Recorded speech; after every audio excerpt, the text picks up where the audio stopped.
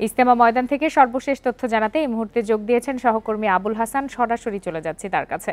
আবুল হাসান, এরই মধ্যে মুসল্লিরা আসতে শুরু করেছেন ইজতেমা ময়দানে এবং এই পর্বের মাধ্যমে এবছরের ইজতেমা শেষ হতে চলেছে। মুসল্লিদের প্রতিক্রিয়া কেমন দেখছেন এবং সার্বিক ব্যবস্থাপনা নিয়ে কি বলছেন তারা?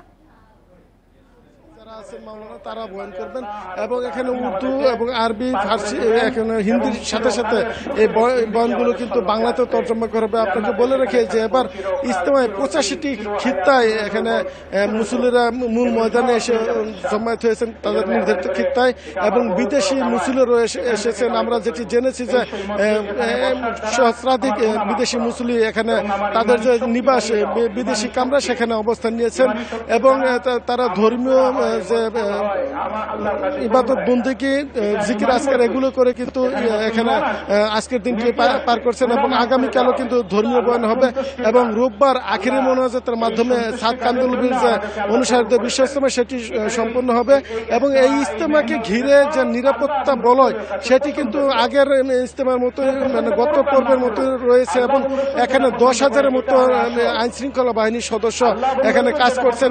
মূল ময়দানকে 5টি সেক্টরে ভাগ করা হয়েছে এবং এখানে পোশাকধারী পুলিশের পাশাপাশি সাদা পোশাকের পুলিশ এখানে কাজ করছে। 16টি ওয়াচ টাওয়ার রয়েছে, 3 শতাধিক সিসিটিভির মাধ্যমে পুরো ময়দানকে কিন্তু এখানে পর্যবেক্ষণের আওতায় আনা হয়েছে।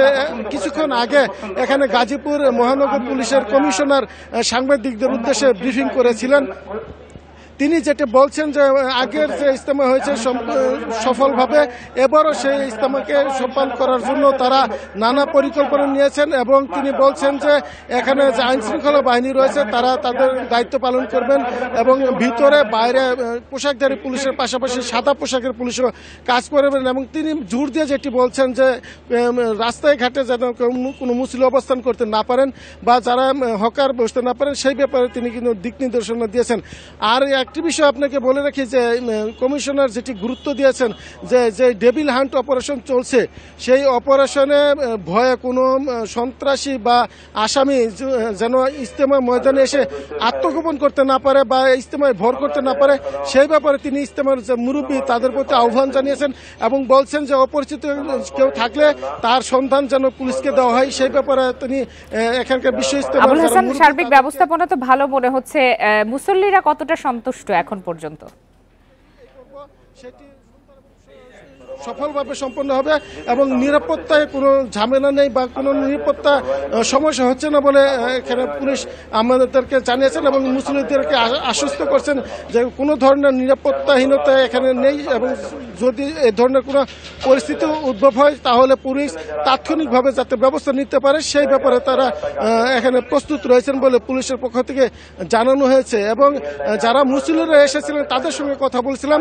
মুসলিমরা যেটি বলছেন যে এবার যে আয়োজন বিশেষ করে ওযু এবং গোসলের পানি সরবরাহ, স্যানিটেশন ব্যবস্থা এবং সার্বিক যে ব্যবস্থাপনা নেওয়া হয়েছে সার্বিক ব্যবস্থাপনায় তারা সন্তোষ প্রকাশ করেছেন এবং তারা বলছেন যে ইহকালের মুক্তি এবং ইহকালীন এবং পরকালীন মুক্তির আশায় তারা এখানে এসেছেন এবং আল্লাহর নৈকট্য লাভের যে কামনা সেটি কামনা থেকে তারা এখানে ইবাদত বন্দেগী করছেন এবং তারা বলছেন যে এখান থেকে শিখে পরবর্তীতে তারা এই তাবলীগের যে শিক্ষা সেটি মানুষের মাঝে ছড়িয়ে দিতে চান এবং সেই আশা নিয়েই তারা কিন্তু এখন খিত্তায় অবস্থান নিয়েছেন এবং আখেরি মোনাজাতের মাধ্যমে এই পর্ব শেষ হলে তারা অনেকেই কিন্তু তাবলীগ জামাতের যে দাওয়াতি কাজ সেই দাওয়াতের কাজে ছড়িয়ে পড়বেন।